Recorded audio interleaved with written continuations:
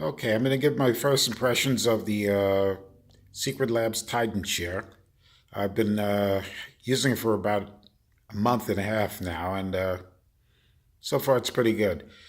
I've watched over a dozen videos about this chair and got a lot of impressions from them. I decided to make my own because there are a couple of things that I didn't see covered in some of the videos that I did watch.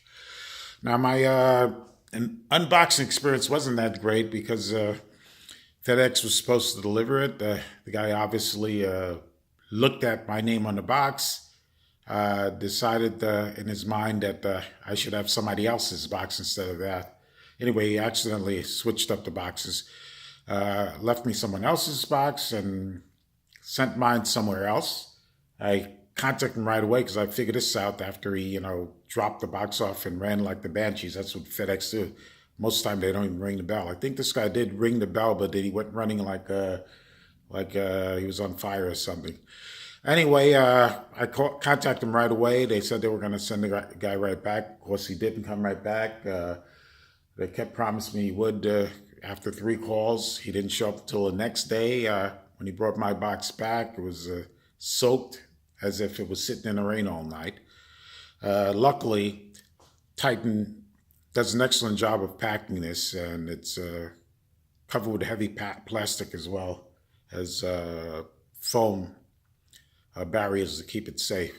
So the chair wasn't actually damaged. Anyway, this is my garage slash workshop slash gym slash studio slash art place also. And so I do a lot of work in here, and my car still lives in here also. But I decided to get the chair because I just recently got the split AC conditioner inside here, so I could actually sit out here for long periods of time in the very, very hot South Florida summers. And as a matter of fact, it's very cool today, and I finally get to try out the heat pump in here. I made sure I got it with a heat pump, the AC, because I know we may have 3 or 4 days a year of actual cold.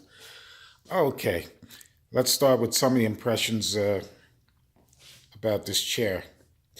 The only small design flaws that I've seen in here, and it's just a matter of maybe a mistapping of a hole. Let's say right here.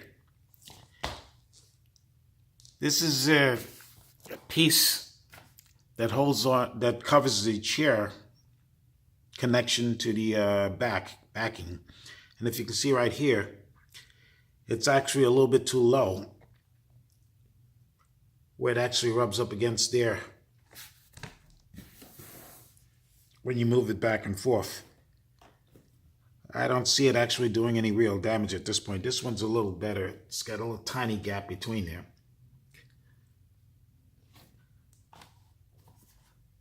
That's one of the very few design flaws I've seen. I did have a little problem putting it together. Let's not call it a problem putting it together. Just looking at the instruction on the big giant sheet, which I guess a lot of people would know who have these chairs anyway, is that it didn't tell me exactly where to put this mechanism in the bottom, whether that knob goes up front or the back. Probably a lot of you say, yeah, of course it goes in the front.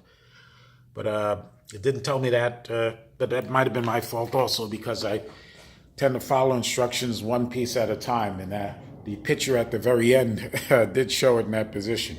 So I did put it on wrong. I took a 50-50 chance guess, and then I'd take it off and put it back around. But other than that, it's a very simple installation. It's excellent, fine quality leather. It's polyurethane leather, which means it's a sort of a thin leather film covered with polyurethane. But I mean, it feels like real expensive leather. This chair is $3.99. You could get the real leather chair, full leather chair, but the problem with that is you're going to pay another $500 on top of that just to get the full leather. And unless you really got a lot of money to burn, I don't see it really being worth it. It's just unbelievably well crafted, beautiful seams. It's sharp as a tack. I struggled to decide whether I wanted to get the real all-out black or the stealth here, and I decided this is best. The stealth is best because you want a little detail on your chair coming out. Didn't like those racing chairs with all the bright colors on it.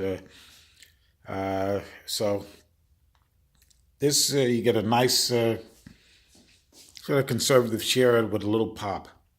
I did build my own little drink stand here and footstool to go with it. Originally, with one of the racing chairs I was going to buy, I figured the ones that have the sort of leg rest that comes out from under the chair. But it's absolutely useless that way. It hits your calf and your leg's still dangling and outside, so it's not very comfortable. You want something to rest your legs on, you're going to have an independent footstool, whether you buy one or make one yourself.